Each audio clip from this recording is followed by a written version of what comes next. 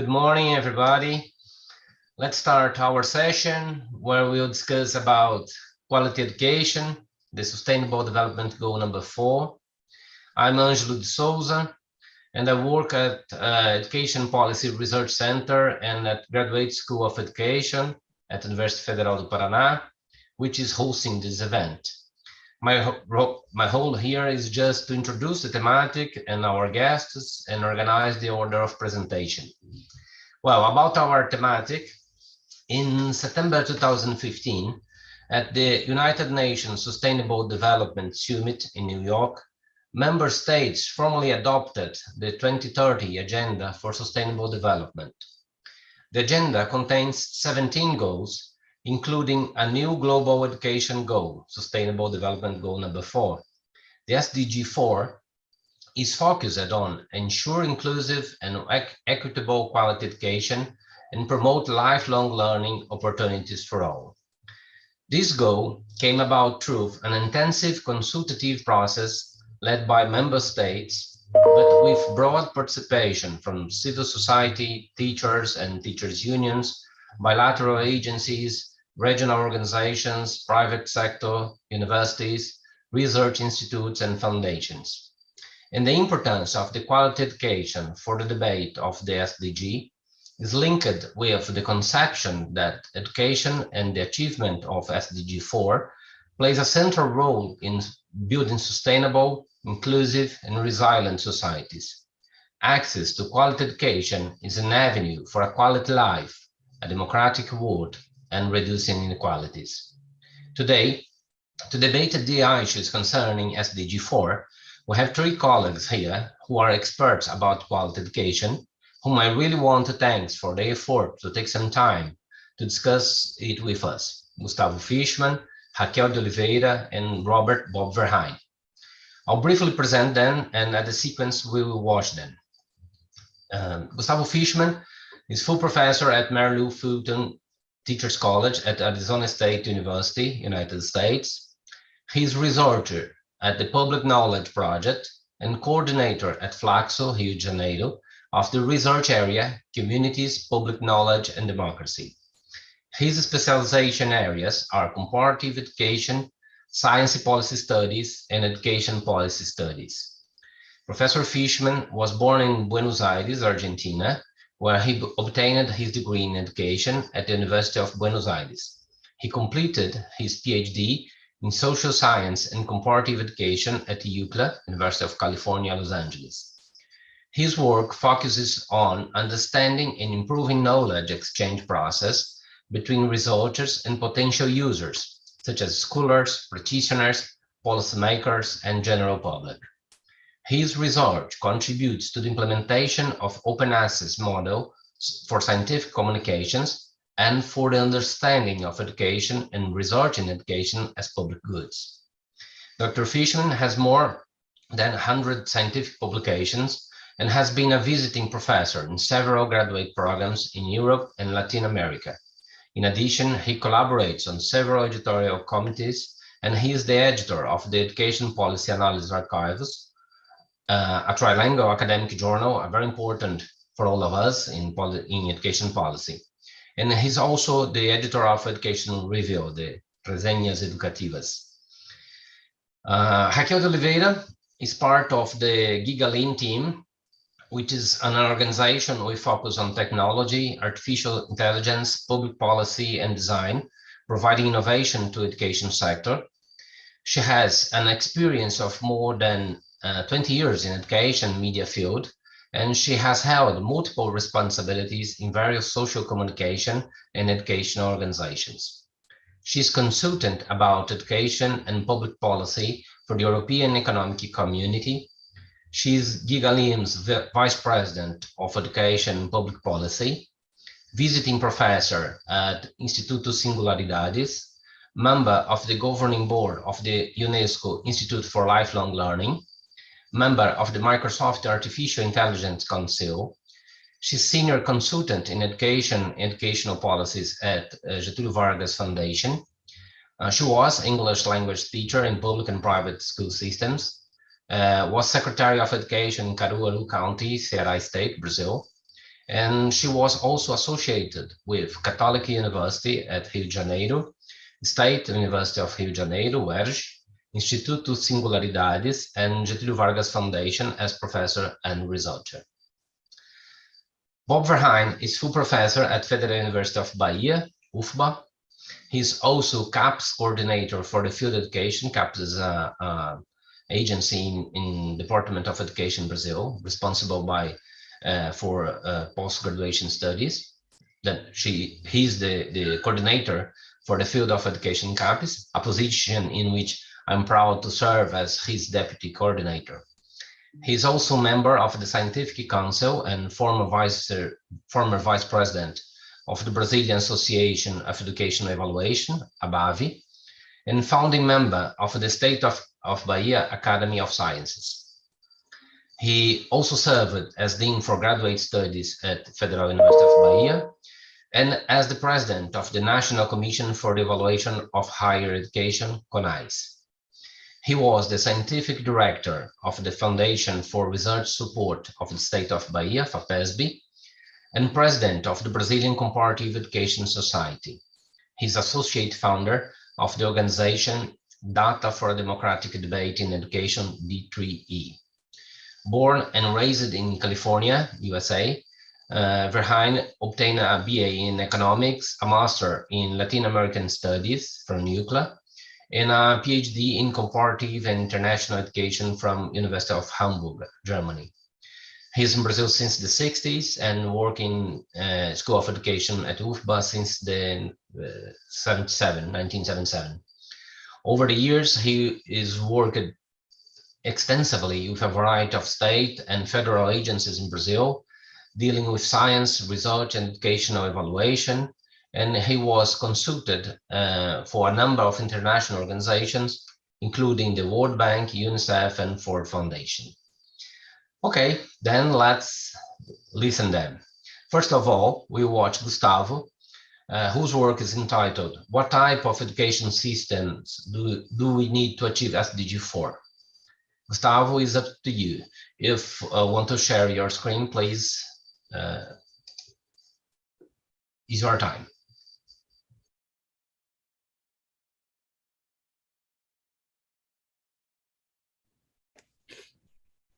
Thank you, Angelo. Thank you to the organizers of the conference. It's always a great honor to be speaking with colleagues at the University Federal of Paraná. I'm going to try to be brief and I'm going to put the timer. So what type of educational systems do we need to achieve SDG 4? Is, again, simple question that could have a simple answer, and an answer that I can give right now so people can stop watching and go for coffee. And systems that are completely different from what do we have today. That's basically what I'm going to say. If we want to achieve SDG 4, repeating the structures, repeating the incentives, repeating the assessments, repeating what we already have, we are not going to achieve SDG 4. So if we do not achieve SDG 4, it's very unlikely that we will achieve SDGs in general.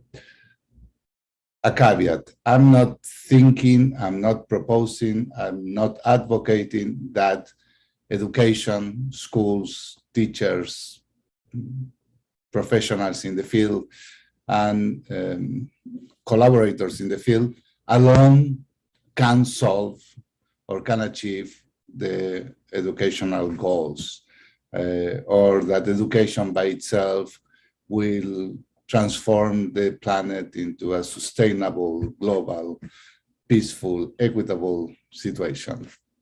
So no magic bullet, no super teachers will do that. However, if we don't involve the educational sector in a different way, we also will not do it. So I think that we are in a moment of tension, and the idea is how we can move, to address the tensions. I'm going to present about two studies that I did with a colleague, Marta Esteles Frade, currently in New Zealand, where we were looking at how COVID changed the educational landscape. Basically, there is a consensus or general agreement that we need to look at education before, during, and there is no after COVID yet. And understanding, what were the new affordances that the situation created.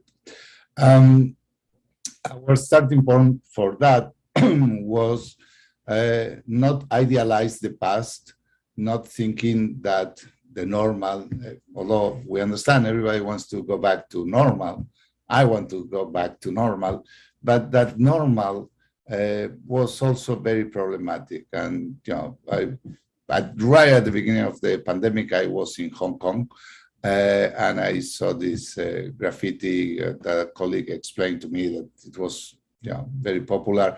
I took this as part of the inspiration. We cannot return to normal, or we shouldn't idealize the return to normal as something that will solve the problems. So we did two studies. The first, literature review of global citizenship education, where sustainability was very important. That was published last year in the Journal of Teacher Education.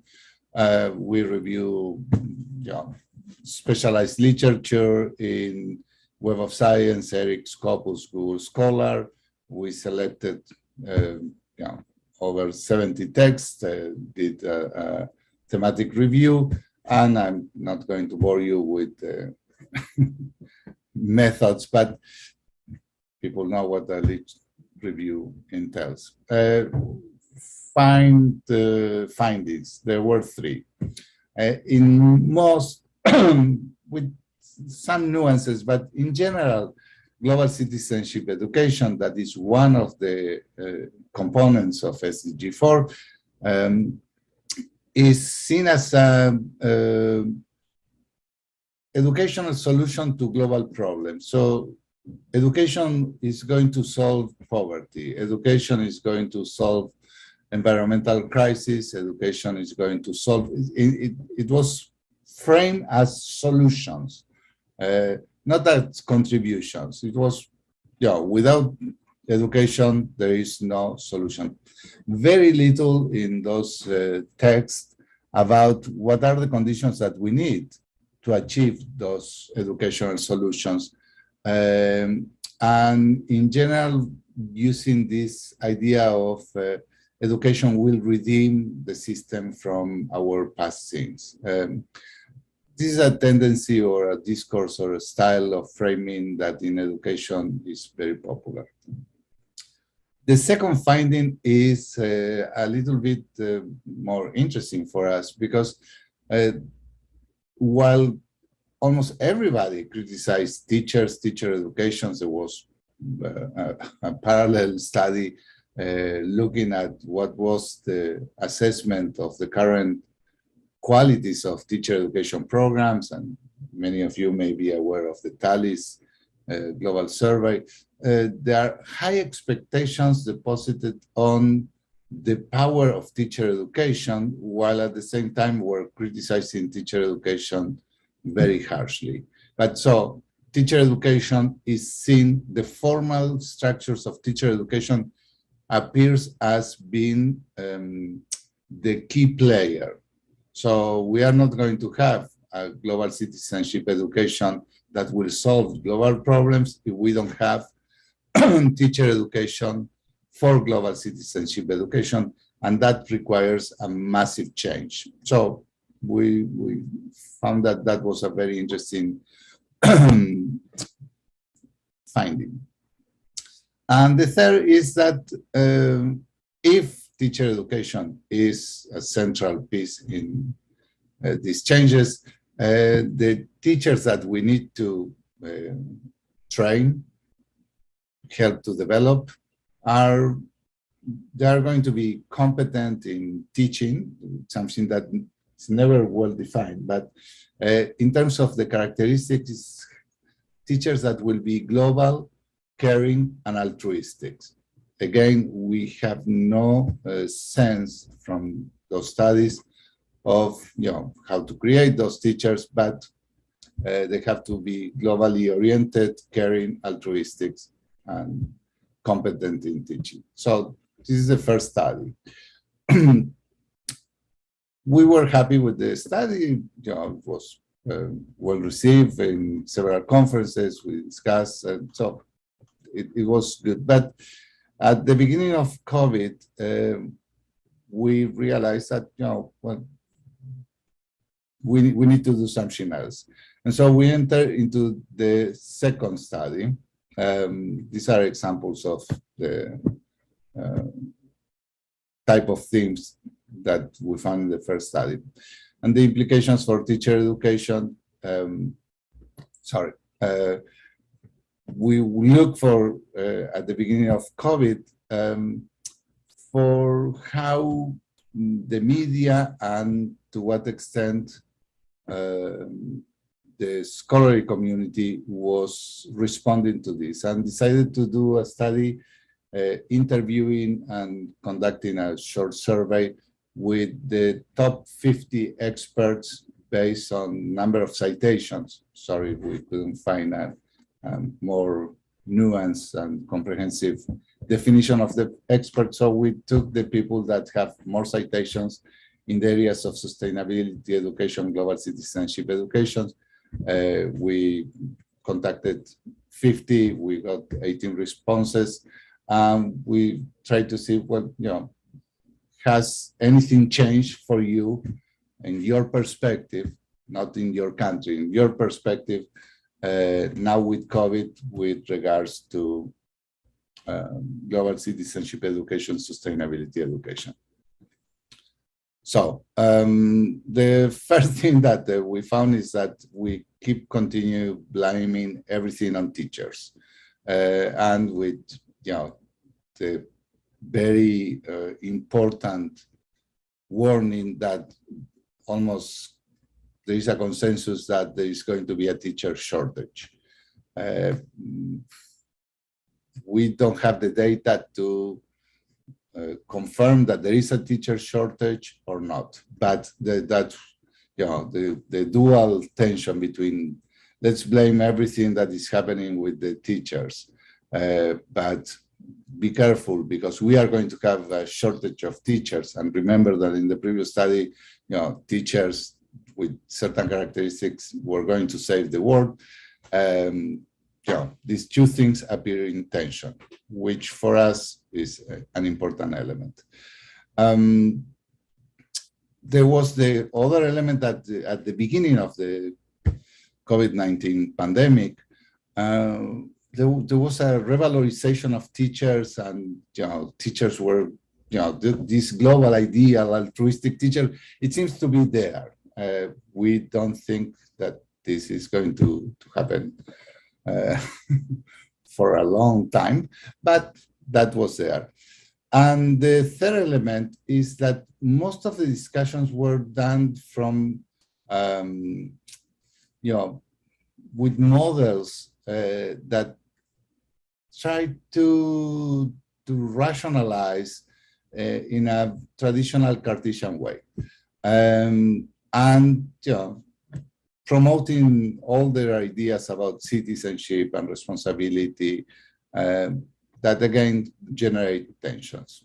So in this study too, we asked these 18 scholars what was new, and there were no new elements. So for them, citizenship education and sustainability education has to address these four areas. The challenge of inequality, the environmental challenge, the challenges of global cooperation, and the challenge of democracy. Different from the lead review, the experts were able to give a more comprehensive, in a way, explanations of what were the challenges. Things that were a little bit more clear in this second study than in the first study on the lit review, because those elements that were never defined now started to have more definitions. When they were talking about the challenge of democracy, was very specific about the risk of the new populisms. Some were referring specifically to right-wing conservative populisms, couple about populism in general. Environmental challenge was very clear about the ecological collapse. They were not talking about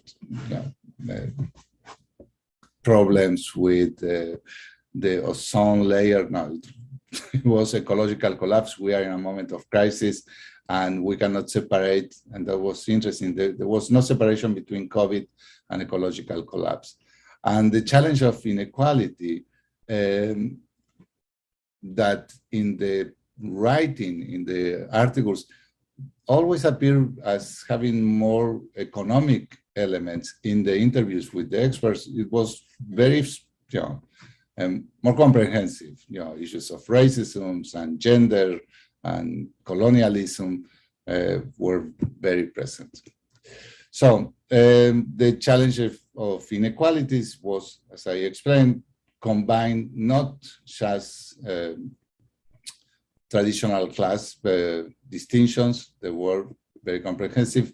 The challenge of global cooperation is very, very clear for these experts that, yes, we advocate for global citizenship education, but as long as we have just nationalistic and in competition national systems of education, we are not going to move forward. The idea of the new forms of political organization was also very clear, less idealistic than before, and the relevance of the environmental challenge. So, to move forward, when we asked them what were the changes before and after COVID, that was the surprising part for us. There was no change. The challenges before were not very different from the challenges that COVID make more acute, but were significantly exactly the same. So why there is no change? One possible explanation is that this desire to go back to normal, and normal was bad, and the new is also bad. So perhaps that we don't know. We are just reporting that for these experts there was no change in those challenges. That the challenges are more acute, but not different from before. Perhaps it's not nostalgia, but it's a very realistic and an accurate description, or that when we interviewed these experts, we were at the moment of shifting priorities. COVID was, this was before the vaccines, so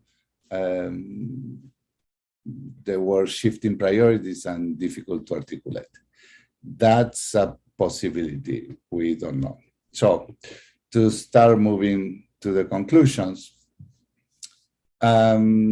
we see this as a field full of tensions, and that the current educational scenario is very similar and also very different from before. And we were not exploring the transitions from face-to-face to online. This is something that needs to be recognized, and we need to recognize that distinctions between public educational systems and systems that have higher participation of the private sector. I'm talking in general. So what we see is that there are all inequalities and new inequalities that are exacerbated by COVID. And we responded with systems that are organized on patriotic ideals, very reductive ideas of nationalism, very exclusive ideas of nationalism that relies so far in general on teachers that are often considered as semi-professionals, and because they are considered semi-professionals, they are not compensated in fair ways, they are not supported in fair ways, and they are not provided with the training and resources to address the old inequalities, nor the new ones. And in many cases, at least in Latin America and North America, those places where I do most of my work, they are blamed for educational results that cannot be controlled by them. And that is really a very generic trend that we see all the time. That's kind of the bad part. The good part for me is that there is an increased awareness of unavoidability of attending sustainability and global cooperation among teachers, experts, principals. The literature review that we conducted after, there is consensus. We need to do something. We cannot keep doing what we used to do. That is tension with the idea of, oh, but normal was so good. So there is awareness and a little bit of nostalgia that is understandable. I'm not criticizing those people for this desire to be normal. Desire to be normal, stable is always important. But I have very little doubt that among the educators' workforce, the teachers' workforce in general, from the unions to independent schools, there is an increased awareness of we need to address sustainability and we need to do global cooperation. Otherwise, this problem is going to repeat with a vengeance. For that reason, kind of is emerging a new ideal, an aspiration. It's not an ideal, it's more an aspiration that to achieve SDG 4 will require that our educational models needs to refocus from creating competitive global workers to focus on sustainability, the recognition of reduction of inequalities, and redistribution of educational resources with a global orientation, global, national, and local. So we cannot keep the old romantic model of I love my country, I hate the rest. That will not address these issues. So thank you for the opportunity. Any questions, please contact me through Twitter or through email, and I'm looking forward to hear my colleagues. Thanks so much, Gustavo. Then now we'll hear from Raquel, whose speech is called SDGs, a global agenda for a new social contract throughout education. Raquel, let's hear you. Do you present some slides? Yes, let me see here if I can share them. Just a sec. Thank you for the invite, Professor Angelo. It's a pleasure to be here among so many intelligent people. Let me see here, share screen. Yes, here we have share. Could you just let me know if you can see my slides? Yep. Great, thank you. So I will, Sorry, Raquel, perhaps you could, put in presentation mode. Yes, I've just done that. Let me wait. The computer is thinking for a while. Is it done now? Yeah, thank you. Thank you. Well, I will divide my presentation wearing different hats that I have. First, as part of the UNESCO, the Institute of Lifelong Learning Board, and as I was part of a meeting we had 3 weeks ago in Paris, so as to discuss new ways of financing education after COVID, so as to keep all the commitments people had agreed, so as to have Agenda 2030 a reality. A second hat you will realize I'm going to wear throughout my presentation is the hat of former Secretary of Education, because throughout COVID, I was, as Angelo said, the Secretary of Education in Caruaru, which is in the northeast area of Brazil, in the state of Pernambuco.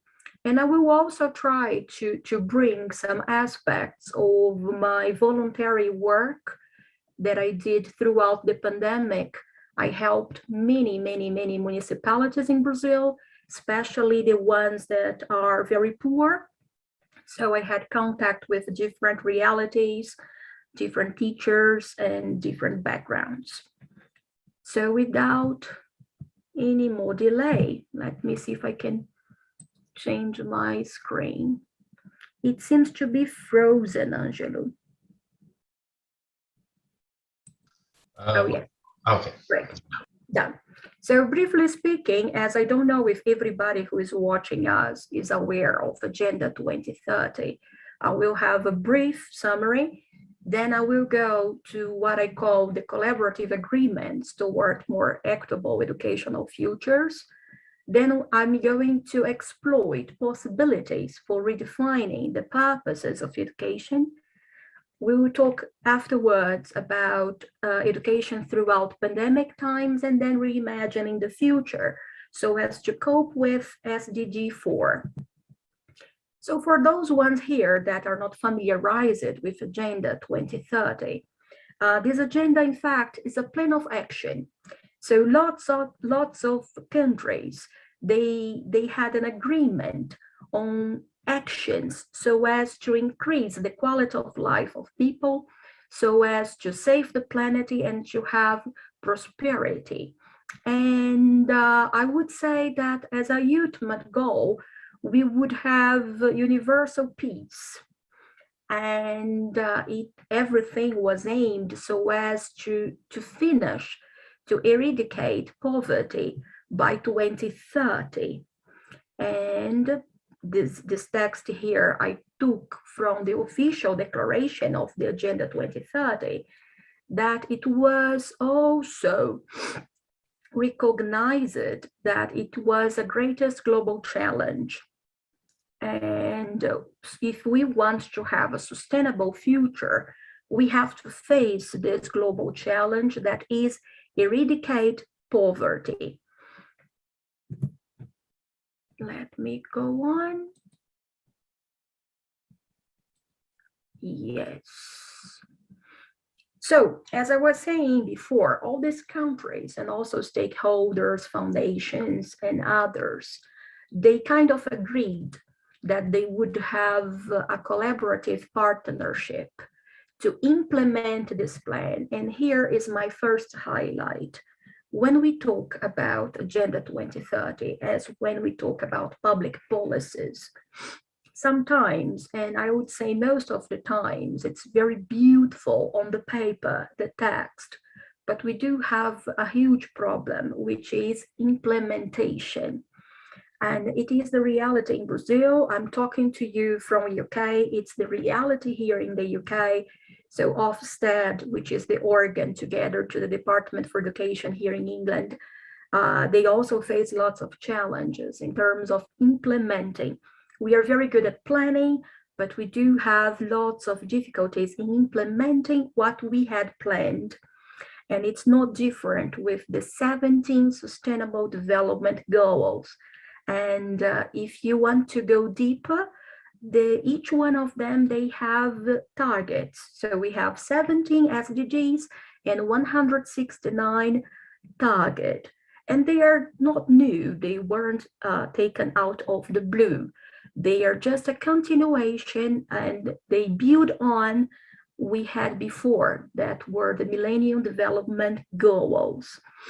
And if you look very carefully there, both on the Millennium Development Goals and also on the Sustainable Development Goals, we will see that we aim at human rights for all, of all, and we also aim at achieving gender equality and the empowerment of all women and girls. And it's also in bold here because it was a very interesting data we saw throughout the pandemic, that most of the students out of the schools were girls. And is still talking about this Agenda 2030. We have 3 dimensions if we want to have the Sustainable Development Goals as a reality. I mean, not a plan anymore, but implemented and actions with differences in our society, in the economic level, in the social level, and also in the environmental level. Something that was said in the conference I mentioned at the beginning of my talk here, that I attended in Paris 3 weeks ago, is that nowadays we have a huge movement with young people, and we have Greta, for example, defending the climate causes, which I fully agree with and I fully support. But we would really like to see the same movement guided and with the leadership of the youth concerning education. And I'm going to tell you why. Among the 17 goals, the 4th one is specific about quality education. And not only quality in terms of education, but inclusive and with equity. So high expectations for all, recognizing that we are different, that we learn in different ways, and because of that, that we should have different learning opportunities. And there is a last part of the SDG 4 that most of the times the media forget, that is to promote lifelong learning. So I'm not only talking about children, I'm not only talking about teenagers or undergrad students, but I'm talking about all of us who have a PhD, us who have postdoc, everybody. How is our lifelong learning? And what kind of opportunities do the countries offer to everybody to cope with this new world that is arising, especially now after COVID, that we had a deep shock in terms of disruption and technology. Let me see here if I can change the slide. Yes. So here a summary of the SDG 4 for everybody. As I told you, we have different targets.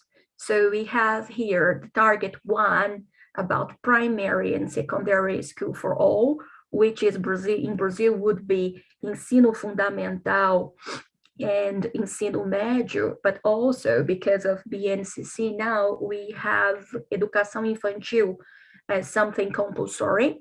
We have the guarantee of access to early childhood education and care. And here I'm talking about creches as the reality in Brazil.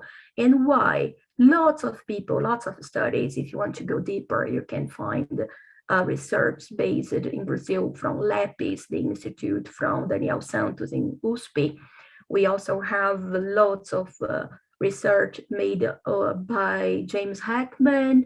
We have huge evidence that early childhood is crucial so as for development of a country.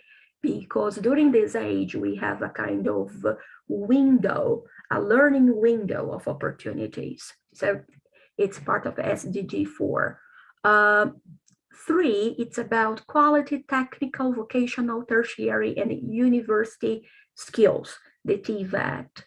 4, skills for employment and entrepreneurship. 5, eliminate gender disparities and equal access.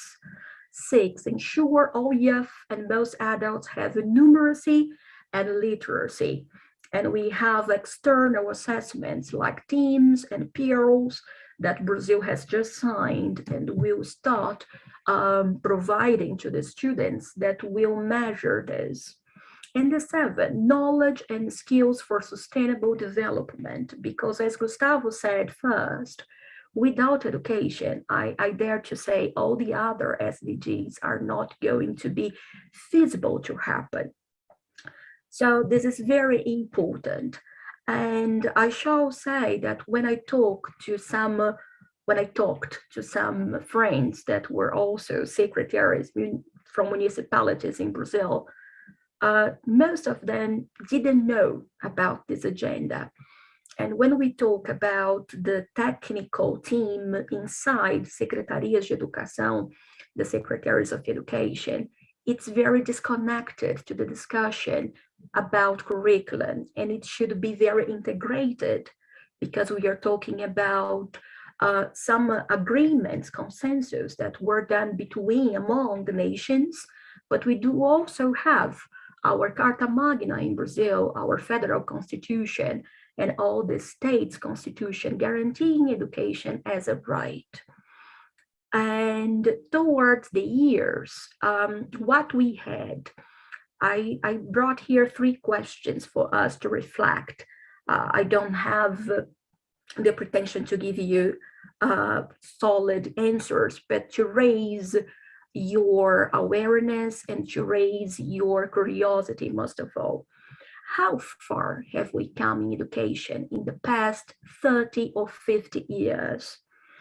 And where does education stand at present? Because all this idea that education is a human right started after the Second World War. So I'm talking about 1948. And since then to now, how far have we come? And what must it change course quickest as we look to a long-term future? Because as we saw now throughout the pandemic, because we are still inside the pandemic, the concept of education changed. The idea of that I needed to be face-to-face with my students so as to create learning opportunities changed. And the curriculum came to the table to be discussed, or at least we expected this kind of discussion to happen, because we realized what we have is a group of possible futures, and we are not aware, we are not certain about which future we are going to face. And we do have to prepare the generations and to give them as a human right and as a constitutional right, this access to education with inclusion and high quality. And if we take a look at the gaps that we have nowadays, we have 96-98% of our population inside the schools. The problem is not putting people inside schools or now in contact with instructional experiences because of the hybrid learning. But the problem is what they are learning or what they are not learning inside the schools. And this gap today is a debit of the past. So today's gaps in access, participation, and outcomes are based on our yesterday's exclusions and oppressions. And we do have to take a look at our history and understand what we did or what we didn't do in terms of equality and equity, in terms of inequality and justice.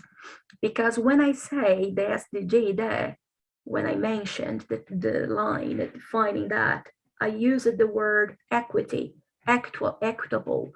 So I first have to recognize the differences and try to create public policies so as to cope with these different scenarios and offer for everybody equal opportunities, but having in mind that the place that they occupy in the society is different. And it's not something acceptable. I cannot accept, for example, that the zip code or the postcode, I mean, where you were born, will define your future. I cannot accept, for example, that the color of your skin will define your future. I cannot accept, for example, if you belong to the public system or the private system, educational system we're talking about, the expectations above you will be different. So we have to try to redefine the purposes of education, and maybe COVID has brought us a scenario that is better so as to have this shared vision of the public purposes of education. And that's why I talk about this social contract, yeah, the social contract for education, in which we would reorganize the principles that structure education systems. We would talk about curriculum, we would talk about teachers' development, we would talk about assessment, monitoring, we would talk about learning territories, the participation of the community.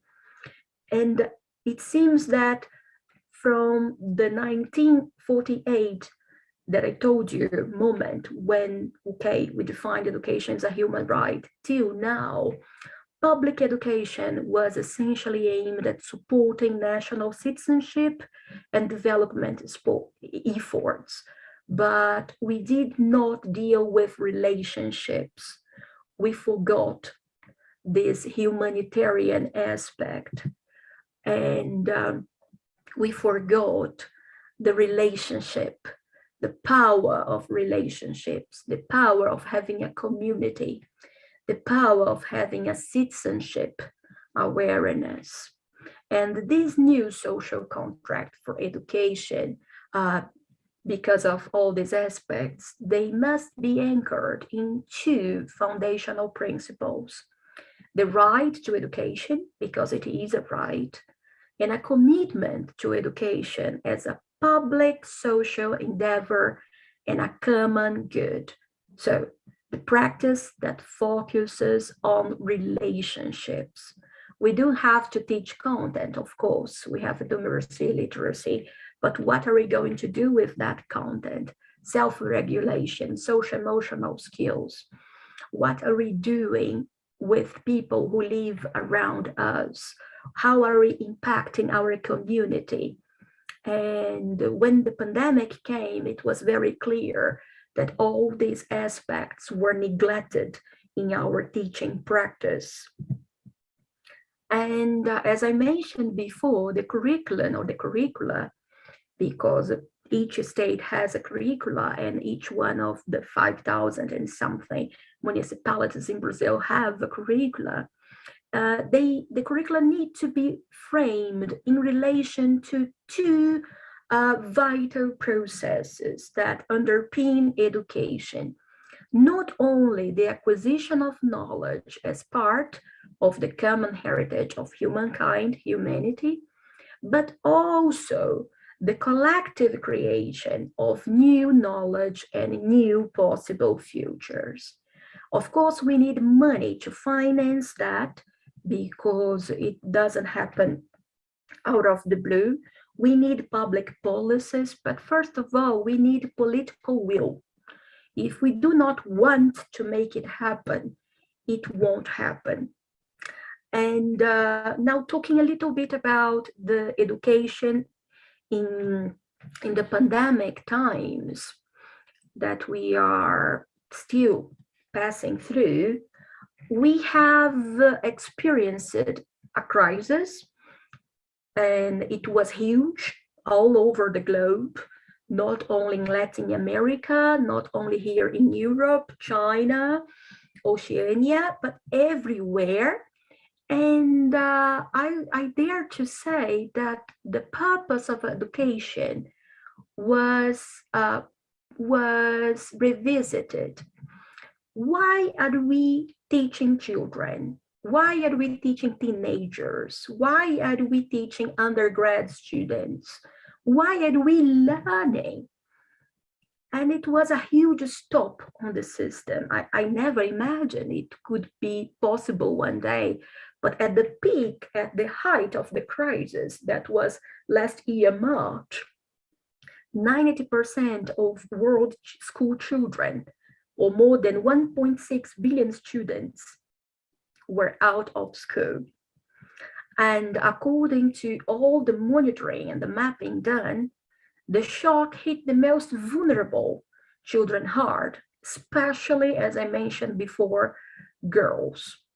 So with all this scenario, if we weren't committed to making access to education a priority, which was the main goal of SDG 4, I think that after the pandemic, there is no further questions that we do need to concentrate not in opening schools, but opening the ethos so as to create new curricula, new relationships that will foster learning that might happen inside schools or outside schools. And here on this slide, as probably you already read, I mentioned a quote from Macron, the French president, which I really liked, because he said school represents the victory of the Enlightenment and science over all forms of obscurantism. So the more educated our population is, with more critical thinking, with more access to information and to this ability, to this skill to see the other as equal, to learn how to deal with the different and respect the different and build with the different, chances are we are going to be closer to democracies. And I think that's why one of the main reasons we should work so hard to preserve education and to preserve these ideas that Gustavo brilliantly showed before, and I'm trying to bring some, and I'm sure Bob will present afterwards. And now, going to my final minutes here, I'd like to discuss a little bit about the future. And I brought some pictures, one picture on this slide, another picture on the other slide, from a school, a municipal school based in a favela in Rio de Janeiro. The name of this school is Escola Municipal Professora Ivone Nunes Ferreira. And why am I mentioning this school? My grandson studies there. I was a student of the public system. My son studied at the public system, and now my grandson is there. And I know it's very personal, but for me, it's something I never understood. Why we defend so much the public system, but we do not want ours there. It's something that we should not judge because everybody has a reason, but try to understand deeper. If we divide private and public system, there is something wrong, yeah? And we need to take urgent actions to change this course. Because in these schools, the public schools, we have many, many vulnerable children at risk.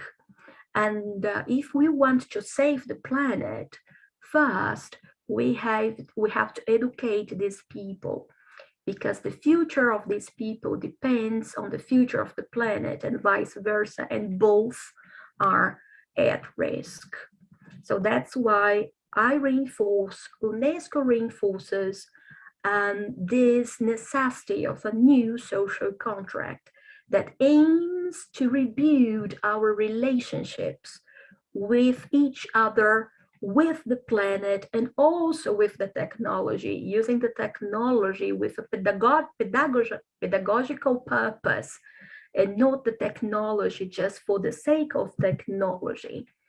And we should have, as university, as academia, a research agenda on the futures, in the plural, of education that begins where learners and teachers are. I mean, on the school floor. We have to go to the school floor. We have to understand what's happening now. The practitioners, the community, they have lots and lots to tell us from the universities, from the researcher centers, from national, international foundations, including UNESCO, and many others. And this little boy is my grandson, by the way. His name is Bernardo. And of course, I'm not naive to think that all this will happen just because of teachers' will, or because we want that. We need money. We need public financing. And it's a long-term process. And it's predictable that we need this financing if it is to attempt the structural reforms that are necessary to achieve SDG 4. And it will require policy actions, implementation, discussion about the curriculum, but it has to start. So let's use this critical moment we are because of the pandemic to give it a try and to keep this ball kicking and not let this discussion die. Thank you so much. Thanks a lot, Raquel. Oh, I made a terrible mistake with the people of Pernambuco, and especially with the citizens from Caruaru, because I said when I presented Raquel's curriculum that she was Secretary of Education in Caruaru, state of Ceará, but Caruaru is in Pernambuco. Yeah, we are friends. We are friends. Then I have to apologize to the people of Caruaru and Pernambuco. I'm so sorry. Thank you so much, Raquel. Okay, then we have Bob, who will present us a discussion about quality assurance in higher education and a different approach about quality education. Bob is with you now. Thank you very much, Angelo. It's great to always see you. Angelo and I work together with Copies, which is responsible for evaluating some 200 programs, 200 graduate programs in education. And it's just a great pleasure to work with Angelo. Also, it's great to be here with Raquel and with Gustavo. I didn't know this, Gustavo, but you and I both studied comparative education at UCLA, but I studied probably long before you did, and I'm sure we didn't have the same advisor. But when you mentioned comparative education at UCLA, I remembered my wonderful days there back in the 1970s in my case. My talk, as Angelo pointed out, deals with quality assurance and quality promotion in higher education. As you have probably realized, sustainability is a very broad notion, and each of us have kind of a different focus, which I think is very, very positive. In my case, we're dealing with national programs that are created to assure minimum quality and to promote quality in higher education. I'm talking now about higher education evaluation, and more specifically, I'm talking about external higher education evaluation.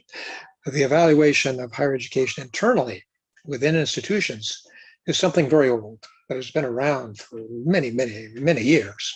But the idea of external evaluation, através de national programs to conduct these evaluations, this is something very recent. We often talk about the revolution of higher education evaluation, which really started in the 1990s.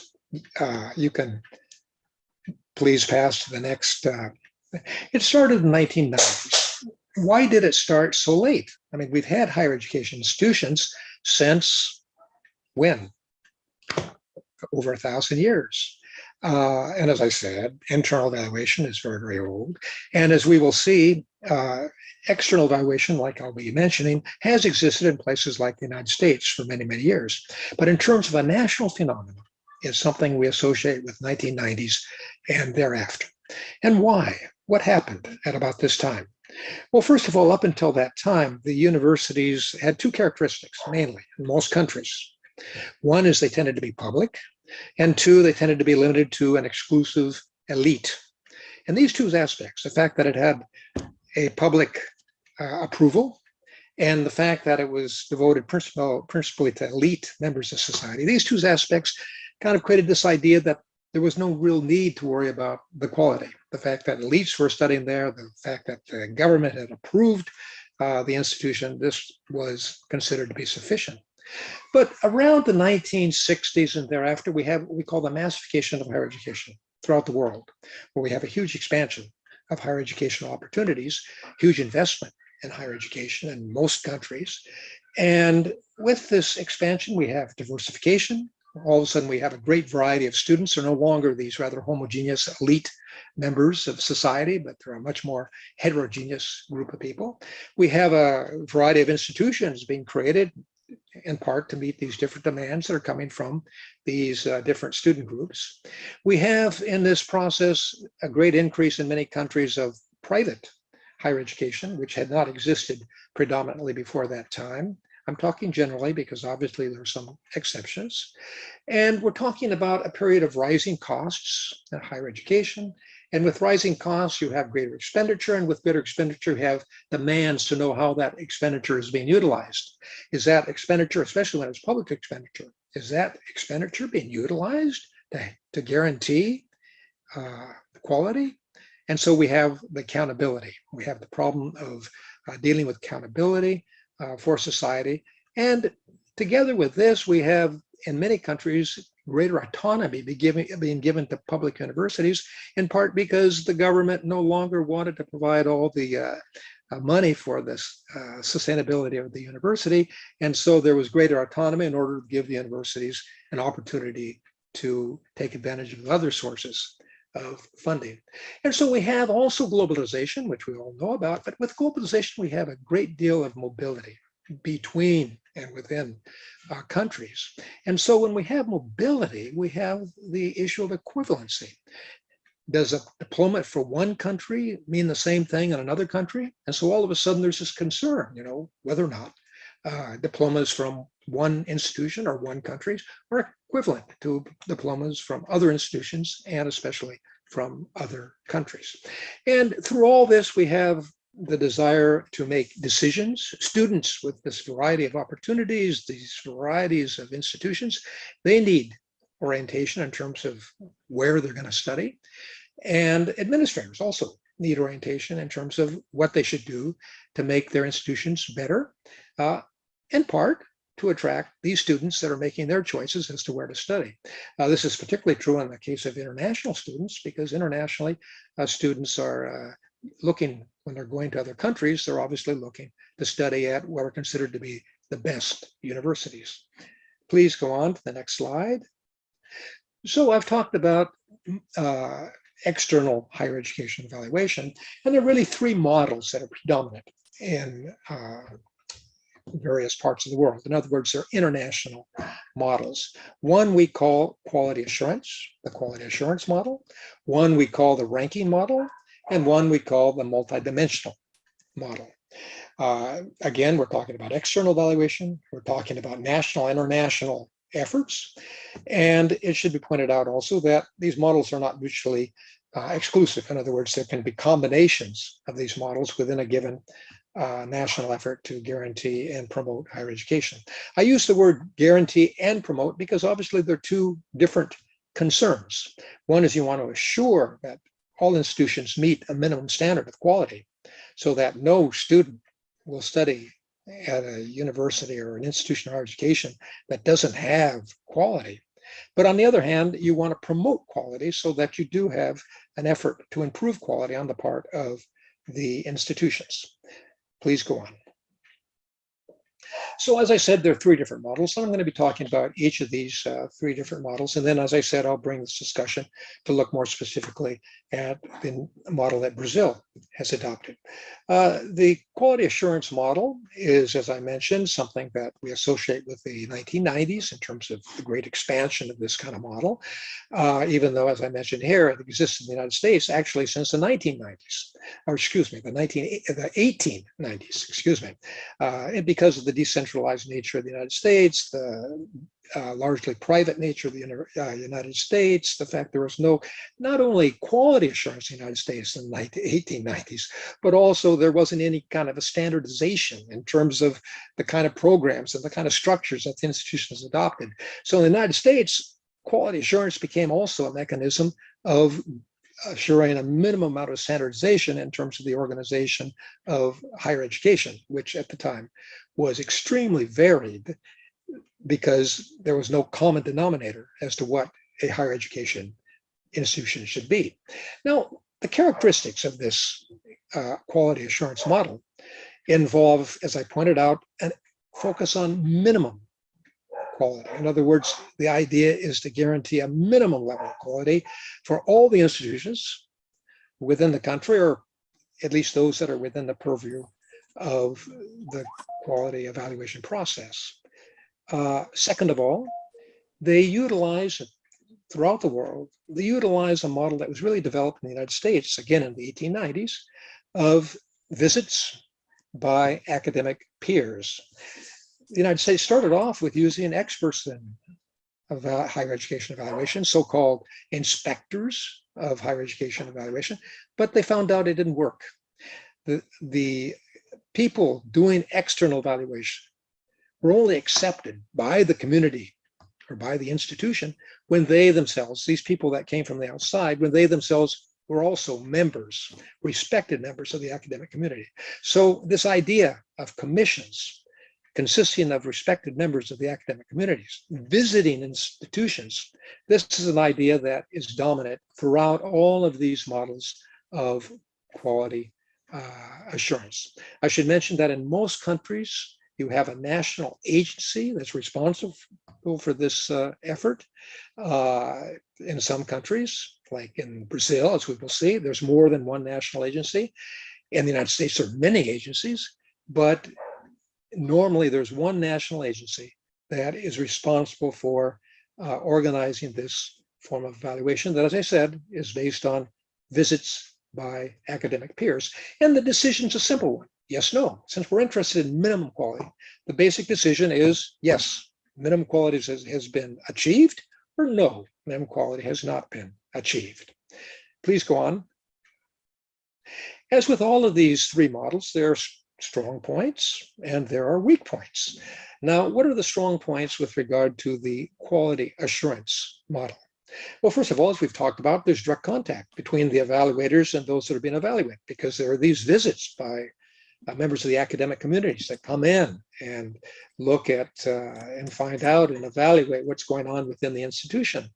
You get, through this direct contact, you get feedback, personal feedback with regard to quality that's given by this commission to those within the institution. Also, because you're dealing with this kind of visit, you can deal with more than just what's being produced. You can deal with processes, what's actually happening, the dynamics of the university. It's very difficult to capture these dynamics externally without people looking at these dynamics internally. So this is a positive aspect of this model. This model also emphasizes self-evaluation, institutional self-evaluation, which is something I said exists for many, many years, but this model specifically uses self-evaluation as a process of the overall model, because normally these external visitors come in and look at the institution based on a self-evaluation that the institution has provided. And this emphasis on self-evaluation is something that we'll see is not part of the other models that we'll be talking about. And finally, this is a very effective instrument for using the results for decisions, governmental decisions especially, regarding the legitimacy, the legal legitimacy of an institution or not. In other words, there's the question, should this institution have the right to exist? And normally this yes/no response functions very well for making its decisions. Yes, it has a right to exist. No, it does not have a right to exist. I should point out very quickly that in the United States, we're dealing with accreditation, which is not a legal determination. In other words, in the United States, it's just a stamp of quality. It's not something that has legal implications. Go ahead to the next slide, please. Now, what are the weak points? I said there are a number of strong points, but there are also some weak points. One, of course, is you could argue it doesn't incentivize the improvement of quality because you're just getting a yes/no response. And as long as you're yes, that's okay. You have the right to function. And so there's not necessarily a dynamic effort to improve. You do have the internal self-evaluation, which helps in this respect. But the result of this external evaluation, yes, no, itself does not really promote the improvement of quality. Also doesn't permit comparisons between institutions within countries and with other countries, because yes, no, you'll have all of your institutions that are functioning with yes, and it's hard to know which is better and which is not so good among those that have the yes result. The great majority, as I said, the ones usually that are allowed to even function are those that have received a yes result. And it doesn't work very well for determining public policy that discriminates among different institutions, that discriminates among institutional quality, for example. You've got, for instance, public policies that are focused on weaker institutions to make them better. You have public policies that favor the stronger institutions to make them still better. But how do you know which are the weaker and which are the stronger? With this model, you don't know. So if you want to differentiate policy, public policy, between different institutions based on quality, this model does not work. Go ahead, please. So our second model compensates for some of the weaknesses of our first model, and at the same time, it introduces other weaknesses. Now, the second model is what we call ranking. I think all of us have heard about the institutional rankings that exist, are available throughout the world. You can look on the internet, you can find all kinds of institutional rankings. What people don't realize is this is something very recent in terms of a broad scale. Rankings exist. We find rankings back in the 1960s, 1970s, but international rankings that are widely respected and widely looked at are very recent. We're talking about the first decade of the 21st century. The first really international ranking with any kind of respect comes out of Shanghai. It's known as the ARWU, Academic Rankings of World Universities. This is 2003. Why does it come out of China? Well, no country invests more than China does in sending students abroad to study. So where are they going to send their students? What universities are the best universities to send their students to? Because obviously, if you're going to spend public money sending students abroad, you should send your students to the best possible universities. So what happens? Shanghai creates a ranking of world universities. And right after that, in 2004, the London Times, a newspaper, creates a ranking system, which is popular not only because it's respected because of its quality, but also it's promoted by a media organization that sees rankings as something that generates positive income for that media. It's not by accident, for example, that first rankings that were respected in the United States were in the 1980s by the US News and World Report magazine. Again, it's media. And the rankings that we're most familiar with here in Brazil are done by a Sao Paulo newspaper, Folha de Sao Paulo. So it's obvious that there's popularity with respect to rankings. They help sell newspapers and magazines, and there is a great concern with ranking. I can't express to you how much concern there is for ranking. I spent a year at Stanford several years ago, and nobody ever talked about the issue of accreditation, whether or not Stanford would be accredited or not. But everybody talked about where Stanford stood in the rankings. And I was at a meeting in which the School of Education at Stanford dropped in the rankings. It had been, I think, third and dropped to fifth in one of the major rankings. And there was all-day meetings. There were all-day meetings. What's happened? Why have we dropped? You know, so these the impact of these rankings are great. So they have some characteristics that I mentioned here. Now we're looking at maximum quality. You know, the idea is to get up the rankings. It's great to be number one or number two. In other words, you're seeking maximum quality. Here, you're not using visits. You're using external indicators that are created based on information that's available about the institutions, but you're not actually visiting the institutions. You're not actually looking at the processes that take place within the institutions. And you do have this possibility of comparative analysis, which the first model did not provide, but this second model is based on the logic of comparative analysis. Go ahead, please, to the next one. So what are the strong aspects? Well, as I said, it promotes quality. There's a huge interest in many, many countries of getting their institutions up the rankings. There's specific programs. There's a specific program in Russia called 5 in 100 to get 5 Russian institutions in the top 100. It's called 5 in 100. In Germany, there was, and there still is, a huge program to get 10. I think it's been expanded to 13 German institutions within the top 100.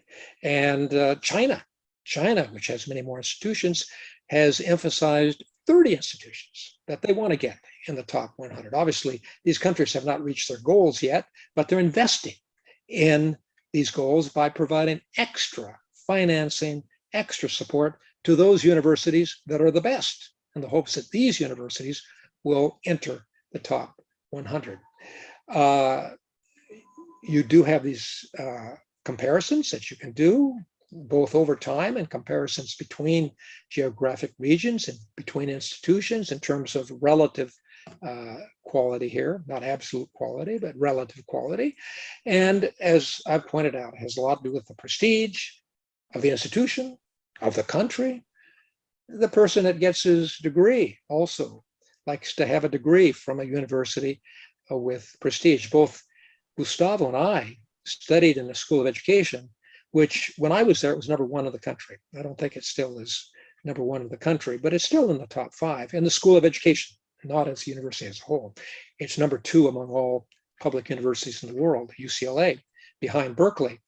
But we're proud of that. I'm sure Gustavo's proud of that. I'm proud of that, that my institution was one of the best, or is one of the best in the world. And obviously students are given some kind of orientation in terms of making their choices as to where to study. Please go to the next one. Nice.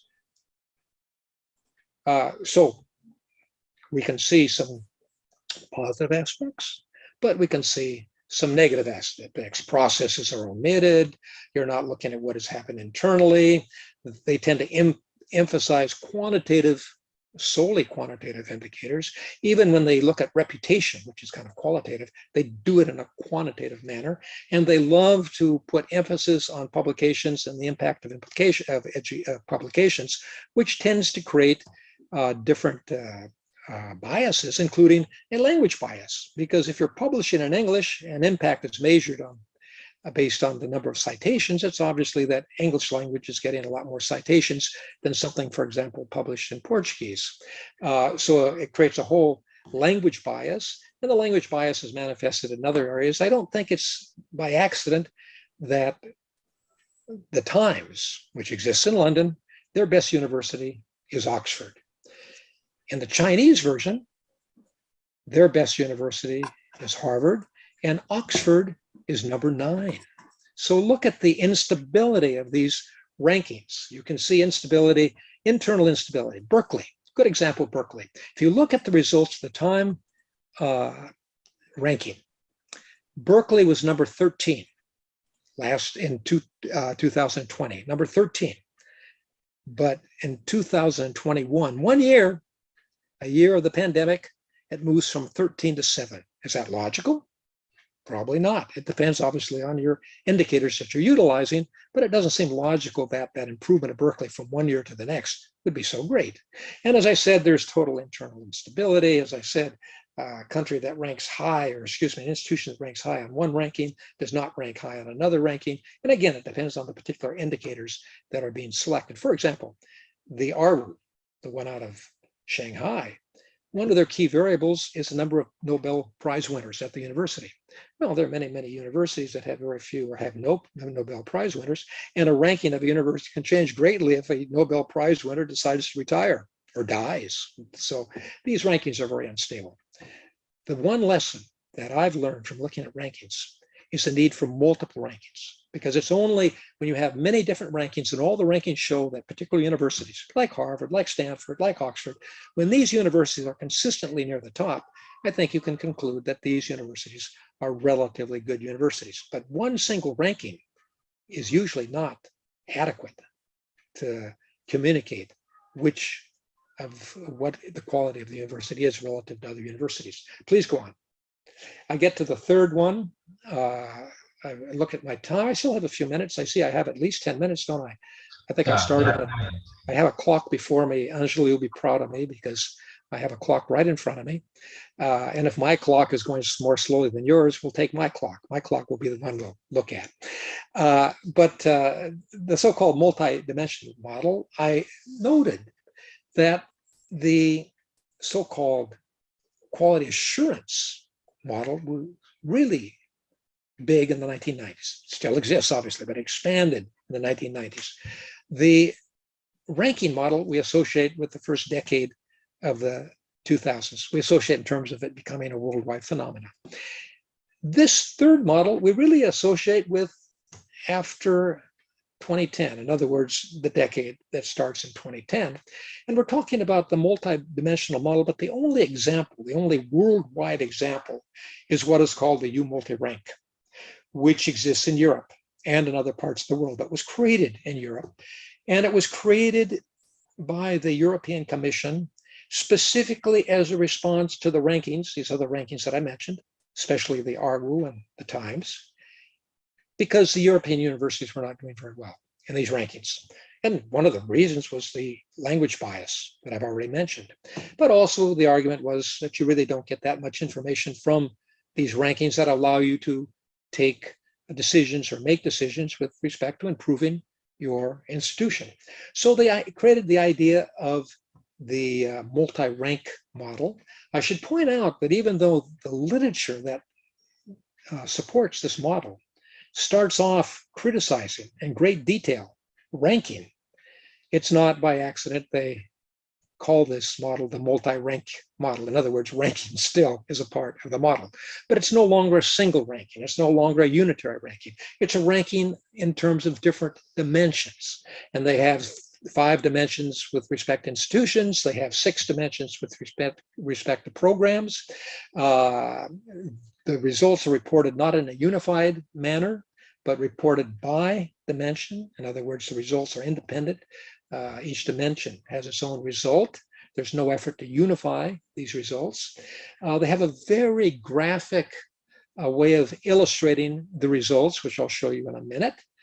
And probably the most important thing to emphasize is this is a voluntary participation model. In other words, usually the model for quality assurance is not voluntary. The idea is to guarantee minimum quality, and participation is required. Not in the case of the United States, but it's almost required, because without accreditation, an institution really can't survive from a prestige standpoint. But this model is voluntary. And that's important because the next slide, please pass to the next slide. The next slide is the graphic presentation, which, as you can see, indicates what these 5 dimensions are: teaching and learning, research, knowledge transfer, international orientation, regional engagement. These are the 5 dimensions. Each dimension is illustrated with a different color. And within each dimension, there are a number of indicators. Here there are 29 indicators, but I've seen also models that include more indicators than 29. This example has 29 indicators. The indicators are listed here at the side. And you know where you are on each indicator based on how close you are to the end point of the circle. And that circle is based on the medium of large number of institutions that are being taken into account. But what composes this large number of institutions depends on the interest of the institution at hand, because there is a concern about reporting results comparatively in terms of institutions that are alike. And so this medium is calculated usually based on institutions that are alike. But why the voluntary aspect? Why do I emphasize that? Well, I don't know if it's good that if you are required to participate, it's illustrated in such a graphic manner how bad your institution is when it's bad. And there's obviously a correlation between these various dimensions. So usually if you're bad in one dimension, you're bad in the others. And to make this so graphic, not voluntarily, is a question that I think we should reflect upon. Please go on. So what are the strong points? Well, it's very effective for institutional diagnostics, for identifying problems, because you can see what the indicators are. You can see where you stand on each indicator. You can compare your results, for example, with institutions that are like your institution. And the idea is that it's relative to the user. In other words, the user decides what dimensions the user would like to value. If the user is interested in an international perspective, he'll look at that international dimension. If a user is interested in what the regional engagement is, he'll look at the regional engagement dimension. Many people think the emphasis on publications is not so important. Well, the dimension on research you can not look at. In other words, you have this ability to look at it relatively, but that's because it is voluntary. If it wasn't voluntary, if it was used for governmental decisions, for example, you would be concerned about the results in all dimensions. Please go ahead. And also, you really, now the weak points, well, as I said, it doesn't deal anything about, it doesn't do with minimum quality. There's nothing, it deals with your quality vis-a-vis the medium, but the medium can be, can be a low medium. So it doesn't necessarily mean that you have quality if you're doing well with respect to the medium. It doesn't permit absolute comparisons. You can make relative comparisons looking at these different graphs, but you can't make absolute comparisons with respect to quality, which means it's difficult to compare quality between countries, for example, because you don't have absolute indicators of quality. You could argue that all the problems associated with ranking are being multiplied because you're dealing with rankings for 5 dimensions instead of 1 dimension. I should say each of these dimensions are ranked on a scale. And finally, it's not very good for decisions. The yes-no model works better for decisions. How do you make a decision with regard to whether an institution should be legalized or not? Is it based on one of the dimensions, all of the dimensions? Do you create an average of the dimensions and you're reverting to a single ranking model if you create an average? So it's not clear. It's not clear how decisions would be made based on the multidimensional approach. And we should emphasize that no decisions are made on the model that exists in Europe and now exists in 92 different countries. There are 20 institutions within Brazil that apply this model, but only 20, and many of these 92 countries, it's just a few institutions that participate because the participation is voluntary. The countries that most participate, there are 28 countries that really participate heavily in this model. And there's a report available on the internet for each of these 28 countries with respect to the results applying this model. Please go on. Okay, this is my last slide. I knew I wouldn't have much time at the end, but I do have about 5 minutes. So let me briefly apply the model to how I see the Brazilian approach to national higher education quality assurance. Well, really, when I talk about the Brazilian approach, I'm talking about the National System for the Evaluation of Higher Education, the acronym SINAIS, which is here at the top. And I'm also talking about the evaluation of graduate education, which Angela and I work for, which is this acronym COPIES. And so we've got really 2 different national systems for evaluating higher education, SINAIS and COPIES. So that's one of the problems, obviously. Well, I should say, first of all, that interestingly enough, the Brazilian models, both the SINAIS and the COPIES models, involve all 3 aspects of these models that we've just discussed. They're concerned with minimum quality, they're concerned with promoting quality because they have rankings, and they're concerned with, or they utilize a multidimensional approach internally. They're not externally announced by dimensions, the results, but the work internally is based on predetermined dimensions. So the dimensional approach is a part already of the Brazilian way of dealing with the evaluation of higher education. But there are problems. One is the problem of coverage. I mean, you're dealing with a fragmented, again, approach, because like many other countries, Brazil is a federal country. So you've got the state level and you've got the federal level. In Brazil, there's a distinction between state institutions and federal institutions. Private institutions are part of the federal system.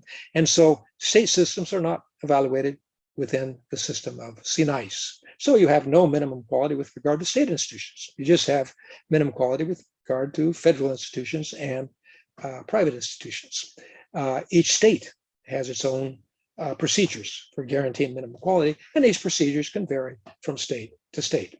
A second aspect that's very controversial of the Brazilian model is the fact that they use a national test that's applied to all graduating students in all areas over a 3-year period, all knowledge areas. It's a huge national test. And the idea is it's trying to look at whether students are really learning from their university experience. The test only has 40 questions. 30 questions deal with professional preparation, 10 questions deal with general knowledge. So a big criticism of the test is that it's very limited in terms of its reliability and validity, because to apply it to everybody, you have to have a relatively small test. And once you have a relatively small test, you run into a series of problems with regard to testing quality. I should say in places like the United States, we do have testing in the United States. I use the United States as an example because I've studied the situation in the United States specifically. You do have tests, but whether or not they're utilized or not are voluntary. And also they tend to focus not on professional, but they focus more on general knowledge for the university. But the professional associations apply tests, like the area of law, the area of medicine. They provide tests for people that wish to practice a profession. But this is not done within the university. It's done for those who want to go into the profession after completing their university study. We have a problem in Brazil because we use a combination of visits and indicators. And each of these have problems. Visits have problems because they're done by people often that do not have a comparative perspective, and they're required to rank the institution. And how do you do that if you haven't looked at a lot of other institutions comparatively? And the indicators are problematic also, both in terms of their composition and in the terms are all based on a normal curve, which means automatically you have few at the top, few at the bottom, most are in the middle. You do have also a weak emphasis on self-evaluation. Angelo and I work to promote self-evaluation within the graduate level, but this is not generalized within the graduate level. It's just now being emphasized. And on the undergraduate level, there's no emphasis whatsoever on course self-evaluation. You have institutional self-evaluation, but absolutely no emphasis on course or program self-evaluation. Also, with regard to Brazil, you have little interactivity between the evaluators and those being evaluated. Unlike in the United States, for example, where there's a lot of intercommunication and conversation, and so on and so forth. In the Brazilian model, the people that make the visits are advised, to interact as little as possible and collect information, but don't get involved in conversations and don't try to let the evaluators or those being evaluated influence you. And so the idea is to keep a distance.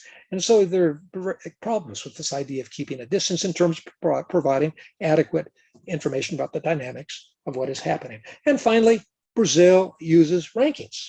And this is where we've got a problem, because I've just emphasized that rankings tend to function when you have multiple rankings from various sources. There isn't a single ranking that's the best ranking. But COPPES uses a 7-point ranking. SINAIS uses a 5-point ranking.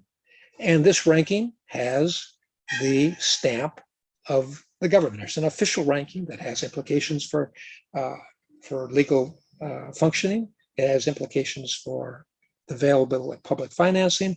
And as I said, this is a problem because ranking, whenever you're dealing with ranking, you're dealing with something that is somewhat tenuous. And the example of these international rankings indicate how tenuous any one ranking is.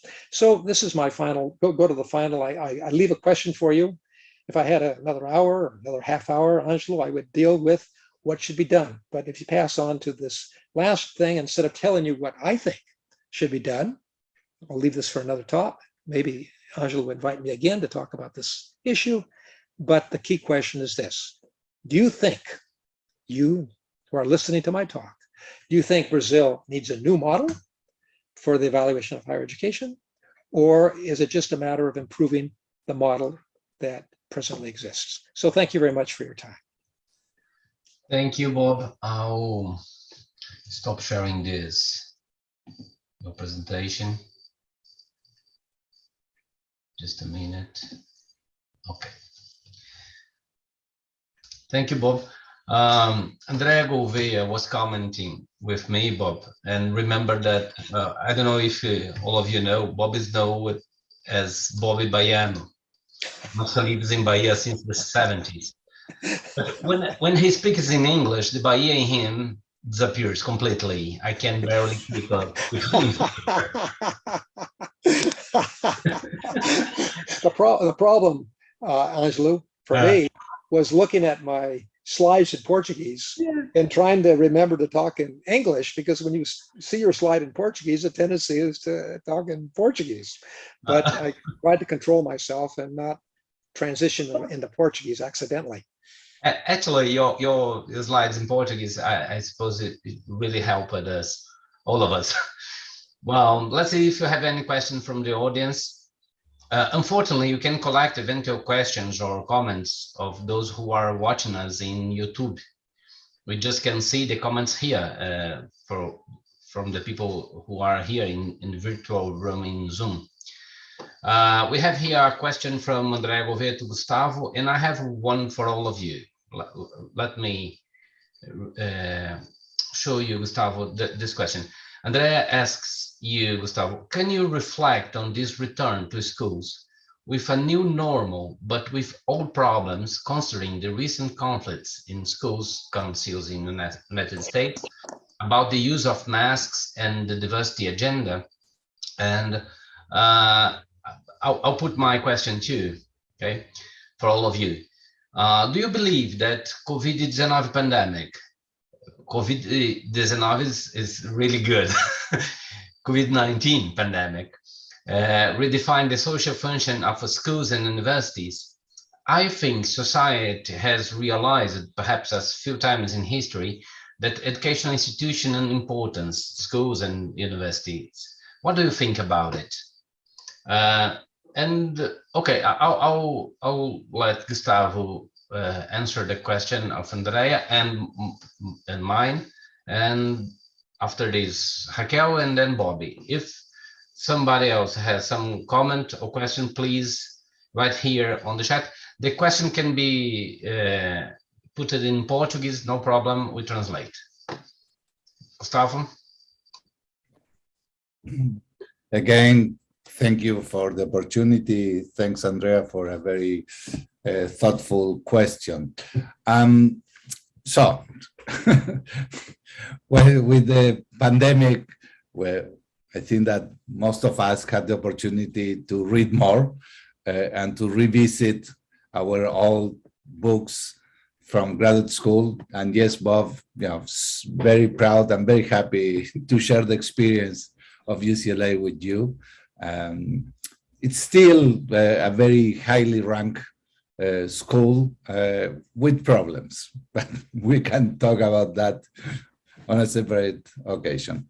One of the old textbooks, not textbook, one of the old books that I engaged again was with the German sociologist Ulrich Beck, that in the 1980s, in my graduate studies, we have a very interesting experimentation with the type of readings that we engage. It was a time where, you know, a graduate school could have 1/3 of the faculty doing critical feminism, 1/3 doing postmodern, post-structural, post things, and very traditional, you know, readings. And one of those interesting scholars that I read in the 90s, but that I wasn't very sure that I understood exactly what he was saying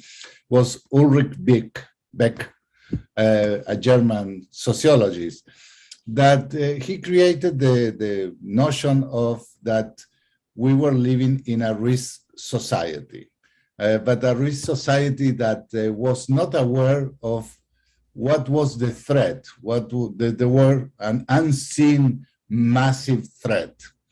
And so we understood, oh, the massive threat was capitalism, or the massive threat was the war, the nuclear war. And now we can see that, there were no wars, no capitalism. This risk, massive threat was a pandemic like this that has, for the first time, it's like the effect of the pandemic was felt globally more than the wars, because everybody suspended normal. Everybody. And no country was immune. So now I kind of agree more with, yes, this is a risk society. The threat is now something that we can understand, that even if it's an abstract, immaterial threat, because nobody sees the virus, we get sick, and we can see it. And so, going to Andrea's specific question, the new normal is still under that massive threat, and still with the notion of risk. And in the US, there is an attempt in schools to make them, this is a long story, but to make them risk-free. And in this risk-free school system that we have, dialogue that exposes the tensions, the problems, was always put aside. It's kind of the dialogue is always very, it's a dialogue that doesn't admit screaming, shouting, divergences. Very few places can do that. COVID and it's not what is creating these divergences and these tensions in the schools.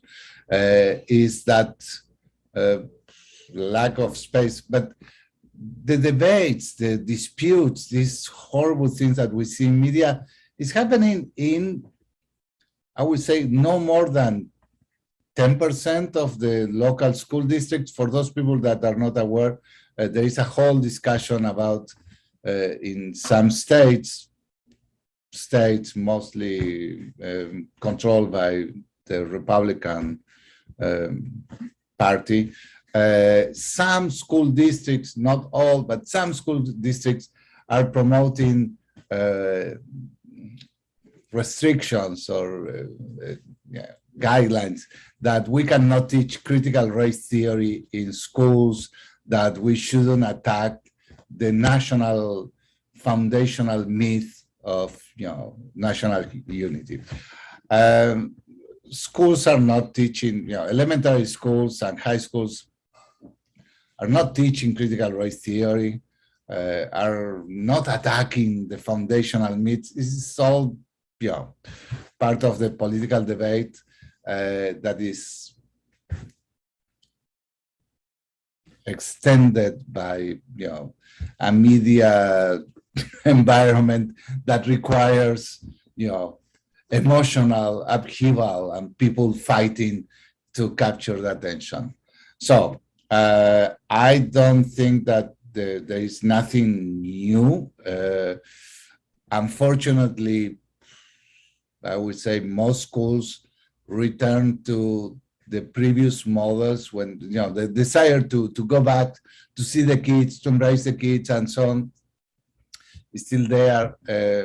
Even in conservative states like Arizona, I would say most schools are functioning exactly in the same way as before, with the difference that in some places you can see half of the kids with masks and the other half without masks, and the same with teachers. But the structure of the lessons, the content, the orientation, the assessment, all that, we haven't changed much. So there is no, the school councils having problems, very few, very, well-known cases that media, make them seem that every single school district and school board is having these debates. It's not real. And schools are functioning more or less as in the past. A little bit of tensions. The kids are wearing the mask, under the nose. It's not really very safe. So, sorry for I need to contextualize that thing. I'm going to let Raquel or Bob start with answering Angelos, and then I go back. Thank you, Gustavo. Raquel? Okay, so I see some lessons that we learned throughout COVID. I still don't know if it's a case of redefining education, because there is a level of commitment we should have before saying that education has been redefined. But definitely, I would like to raise some aspects. To start, the availability of technology has proven to be necessary, but not sufficient condition for having what we call effective remote learning or hybrid learning. So in many schools and universities, we did have the technology, but it's necessary to have a mindset change. So as to understand this idea of empathy and relationship. And which goes to the second point, that education is an intense human interaction endeavor.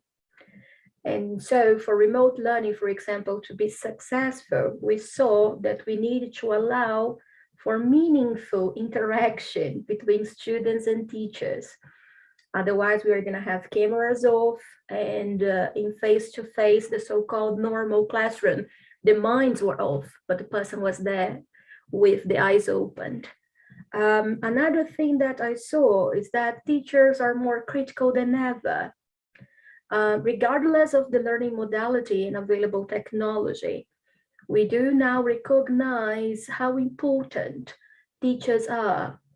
And because of that, we are now giving more attention to regular and effective pre-service and ongoing teacher development, professional development.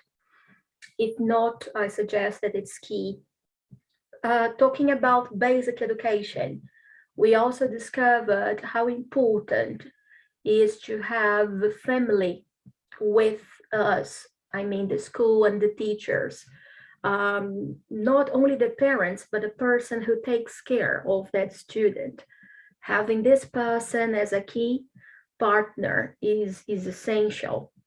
And many countries, as they had the transition to a more consistently blended learning model, they had to prioritize strategies that provided guidance to parents, because they weren't aware of technology, and many of these parents, they were illiterate.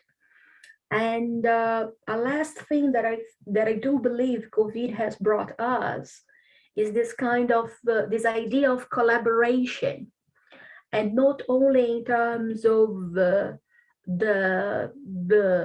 university environment and the school environment, but also talking about the high-level governance. The ministries of education all over the world, some did, some didn't do, but they needed to work in what I call a close coordination with other entities, working education, multilateral, public, private, academic levels, so as to have like can effectively orchestrate an orchestra with different players. And it is vital so as to secure the quality of the learning experience as an outcome. So I think these were the main contributions COVID has brought us. And if it will redefine education, it's going to depend on our level of commitment.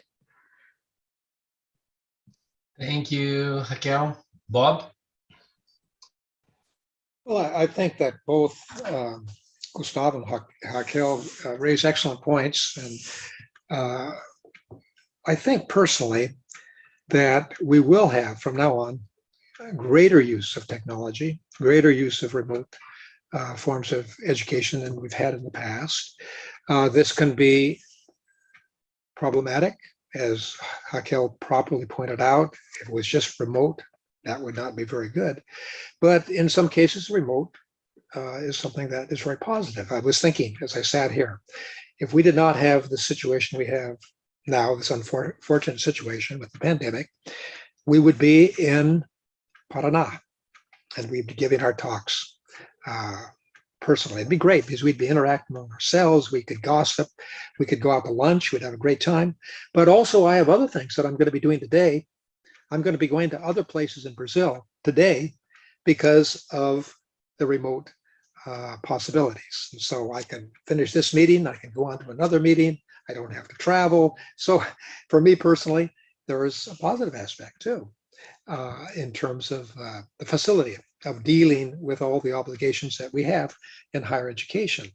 But I am concerned that there might be an overemphasis, and I think Raquel mentioned this also. I think there could be an overemphasis on the remote aspect. There could be a excess emphasis on so-called distance education, which is different than remote. Remote is where you have your regular types of institutional organization, but you're giving talks and classes and so on and so forth using instruments como videoconferencia. The distance education phenomenon is totally different. You have specific platforms, you have you have a lot of different possibilities with these platforms, positive possibilities in terms of learning exercises and opportunities, but also you're at a distance. And when you're at a distance, you miss a lot of what the essence of higher education is, I think. I think the essence of higher education has to do with this interaction, has to do with the fact that you're involved with other people. You're learning from your peers. You're learning from not just one professor, but a variety of professors. You're interacting, which is much more effective when you're dealing with this in person than when you're dealing with this at a distance. I'm concerned too, because all distance education has a big problem with dropout, because the student doesn't have the same kind of motivation. When you're there with your peers and they're doing well, you want to do well too. But when you aren't interacting with your peers and you've got other obligations and other things you can do around the house or at the workplace, there's a tendency to give less time to your studies. I made the point the other day, because as you know, or as you may not know, Brazil for the first time is beginning to emphasize distance education on the graduate level. It has not been permitted until now. And there's no recognized program of graduate education that leads to a master's or a doctorate degree that's a distance education today. But this situation will change because Brazil is now emphasizing the possibility of distance education on the graduate level, not because of the pandemic. They already started talking about this emphasis before the pandemic. But I was talking the other day about, and I think Gustavo can probably confirm what I'm going to say. In the United States, we have an inverse situation with respect to Brazil. Brazil has 30% of their undergraduate students studying at a distance. The United States has 11% of their undergraduate students studying at a distance. I'm not talking about remote, I'm talking about distance education, formalized distance education. Brazil has no students on the graduate level seeking a master's or doctoral degree that are studying at a distance because these programs are not permitted or haven't been created yet. The United States has 22% studying graduate level studies via distance education. In other words, distance education is more common at the graduate level in the United States than the undergraduate level in the education, and it's the inverse here in Brazil. But I like to point out, when they use the United States as an example, I say, go to any university, respected university, like Gustavo works. Gustavo, have you run across any colleagues of yours that got a doctoral degree via distance education? Distance education might be good for getting the degree. It might be good for prestige. It might be good in certain areas. But if you're dealing with knowledge production, if you're dealing with research, if you're dealing with generating new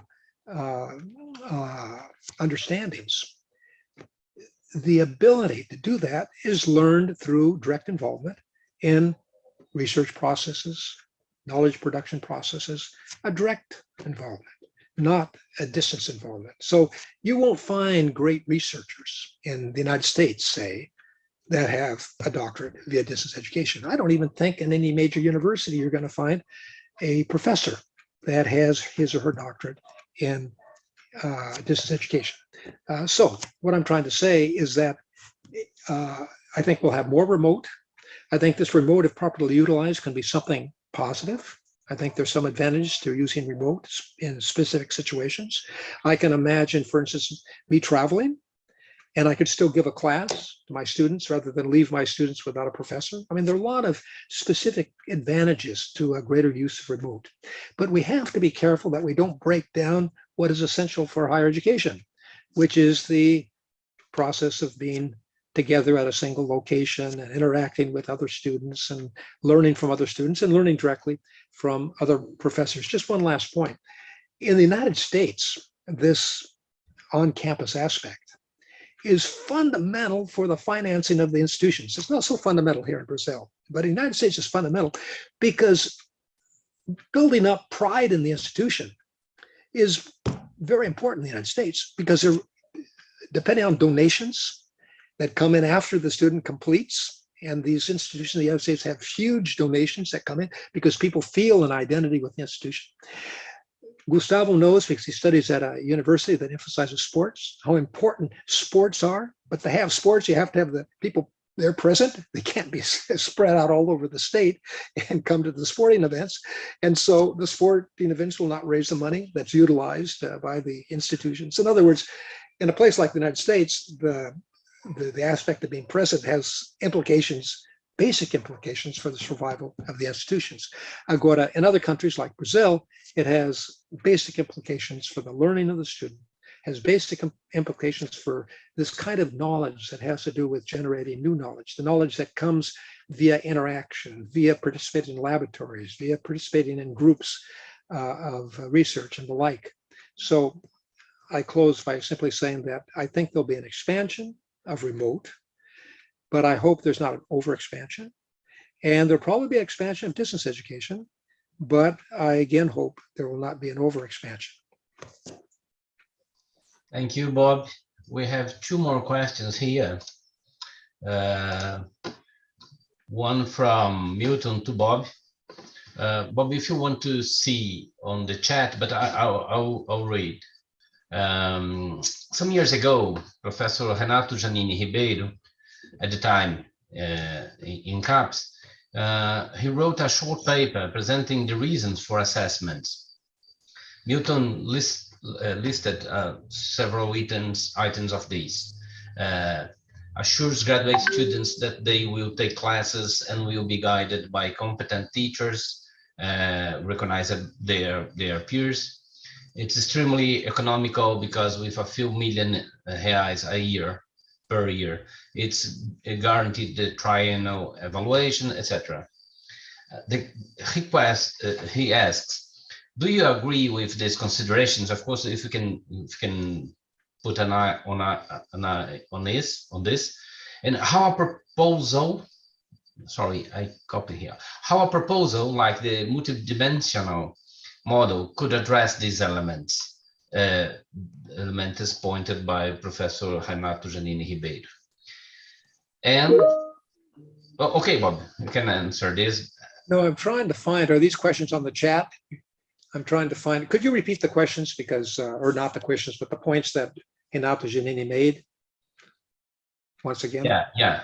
Renato Giannini wrote several reasons for assessments in graduate programs.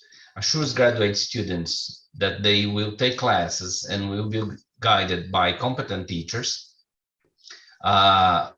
It's extremely economical because with a few million reais per year, it's guaranteed the triennial or actually quadriennial evaluation. It gives the public and private foundations conditions to select who to grant funding resources, promoting the multiplier effect to the science and to try researchers, allows the assessed institution to have a serious and free analysis that will help them to define their internal improvement policies, and offers the graduate who is interested in pursuing a master's or doctoral degree elements insurance to choose where to study or to where to research. Can you talk about that?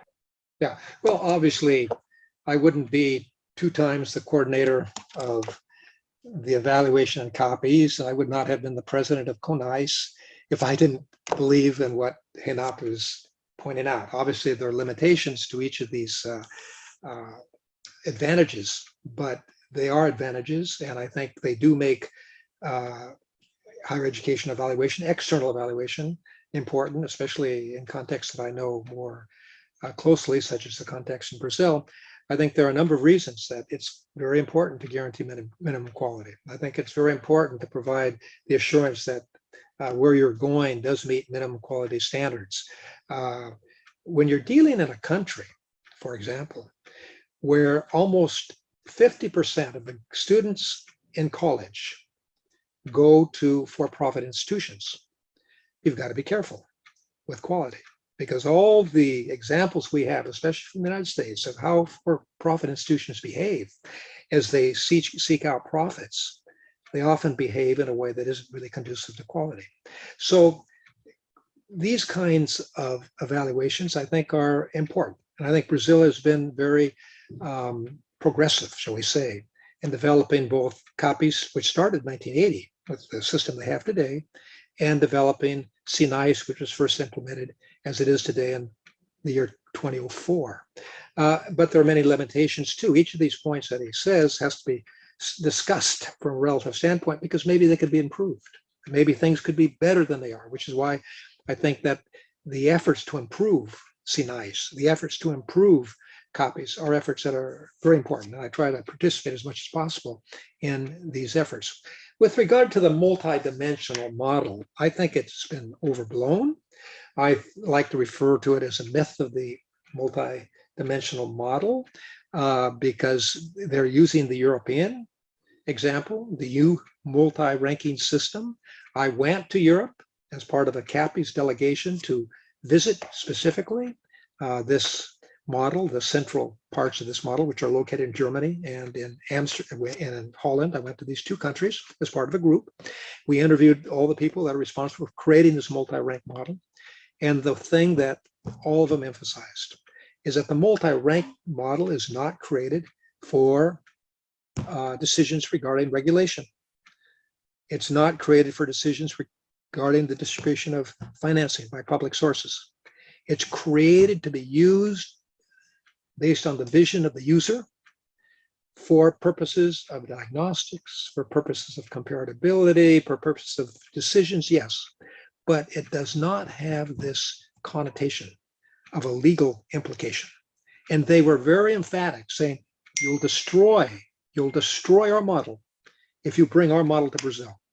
Because if it's for regulation, if it's for financing, it will not be user specific. It'll be based on, the user will be the government, and everything will be around the vision of the government and not around your own vision, your own interpretation of the evaluation results.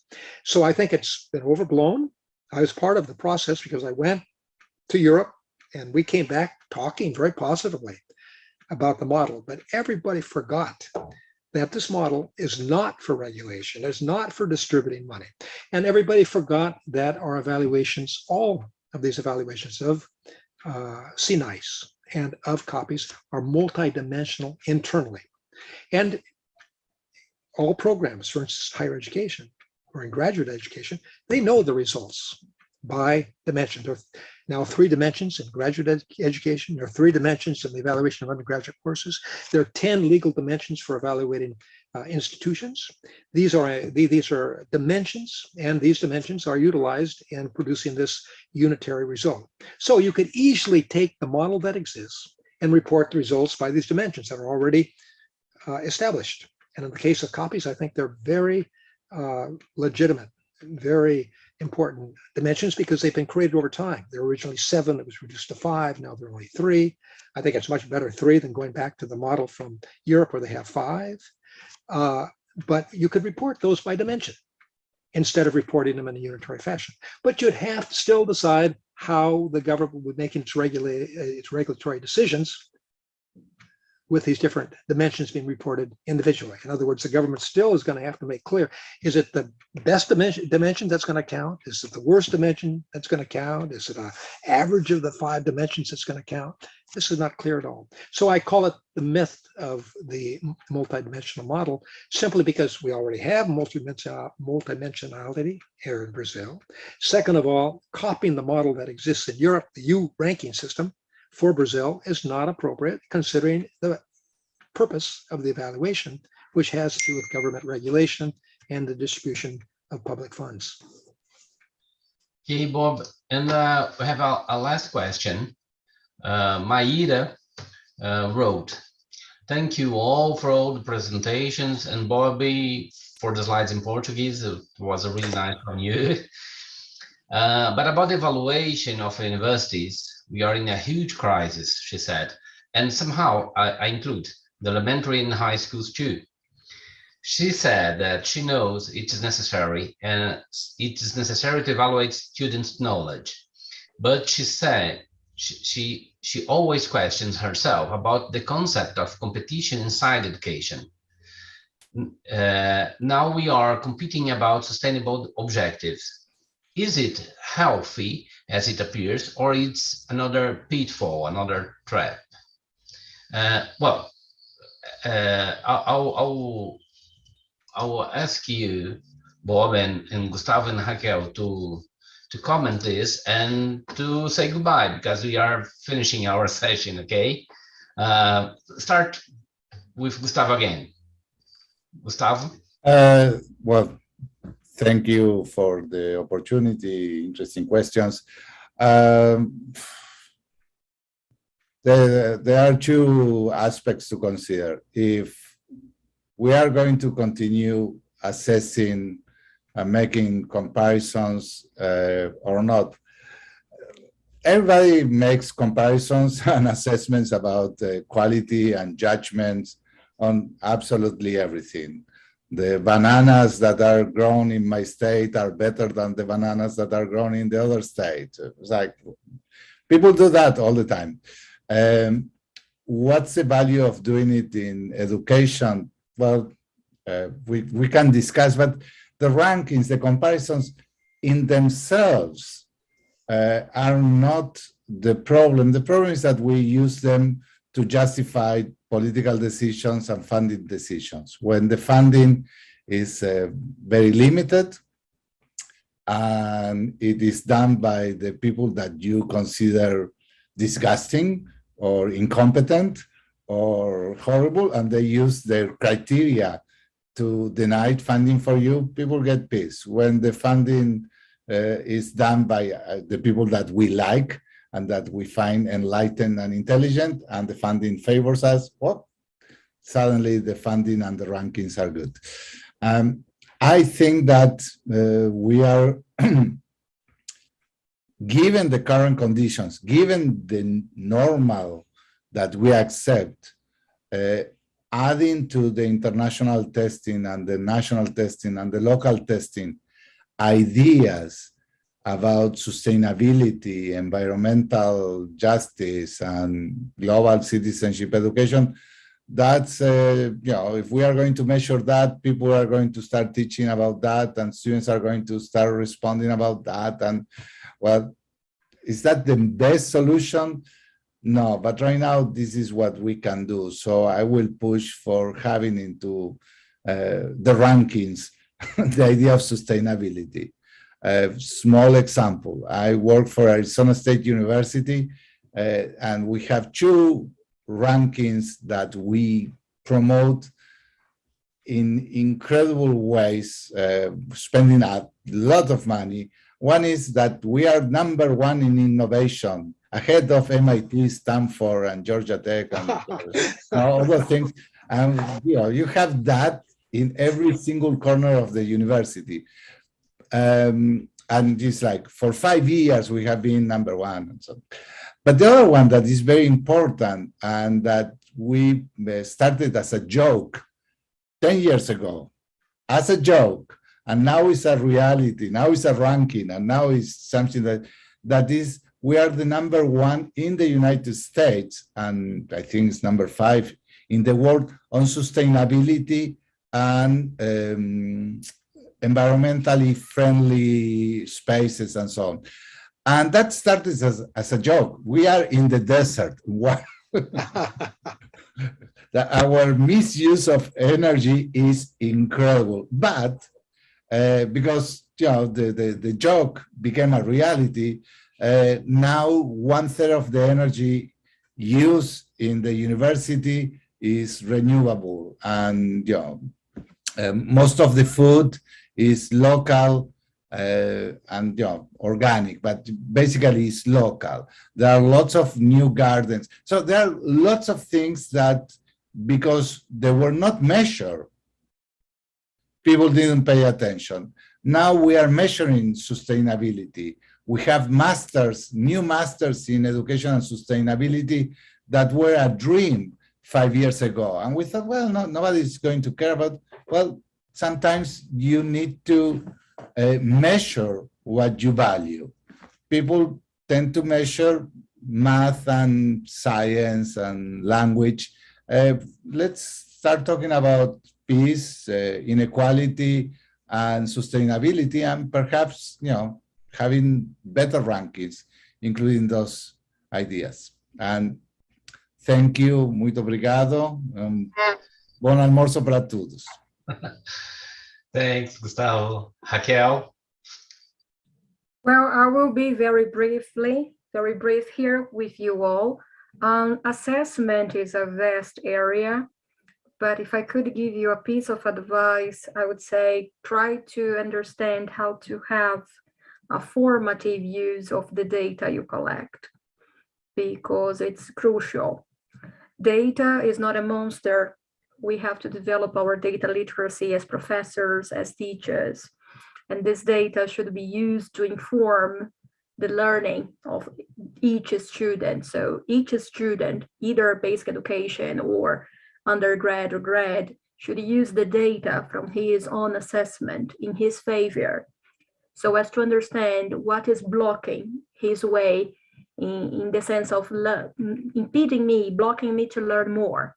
If I have this attitude using the data, chances are it's not going to be a trap, nor a pitfall, nor a monster.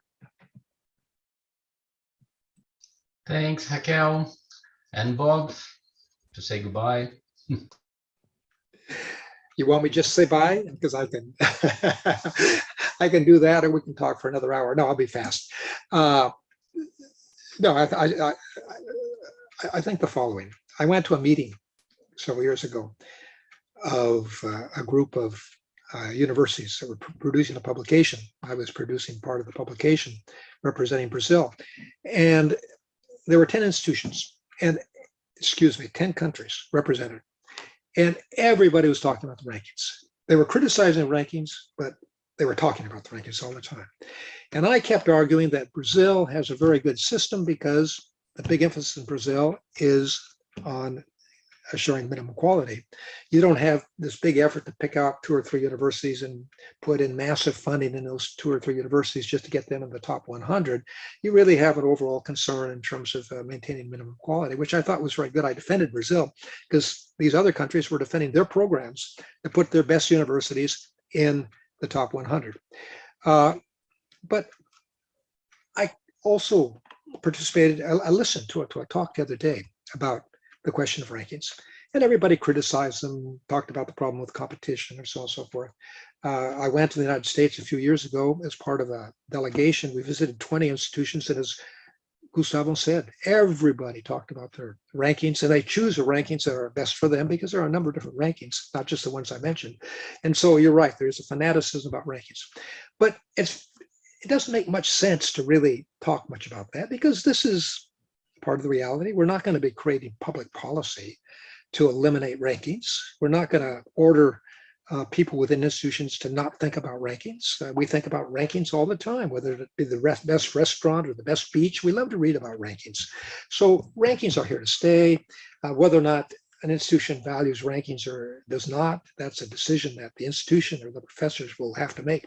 But my concern, which was not discussed in this meeting I'm talking about, are the rankings that are done officially by the government. Those I'm questionable about. I'm questioned about the ranking that CNICE does, a 5-point ranking where they rank all institutions in the country in terms of 5 levels. I'm concerned about the COPIES ranking, which ranks all graduate programs in terms of 7 levels. The problem with the ranking, as I said before, is there simply is no good ranking. There's no ranking that's better necessarily than the others. And when you have an official ranking promoted by the government with the government stamp, then you've got problems. And I think that's what we should be talking about, not these other rankings. We're not going to eliminate them. They're going to exist. But we should be talking about the fact that the government is ranking. That, I think, is something that deserves attention. And so I'll close by saying goodbye. Thank you very much. I appreciate it. And speaking English was a wonderful experience for me. I trained all day yesterday, and today I was able to speak English. So thank you very much for this opportunity. I got curious to listen to your Baianese, to listen to you speaking in Portuguese with Baiano accent. Well, finally, I really want to thank the 3 of you for all these contributions about quality education. I'm sure that your ideas and thoughts help us to better understand education as a powerful vector of sustainable development. So now we are ending our session. Thank you for all the audience too. I hope to see all of you soon on another occasion, preferably face to face. And then goodbye, everybody.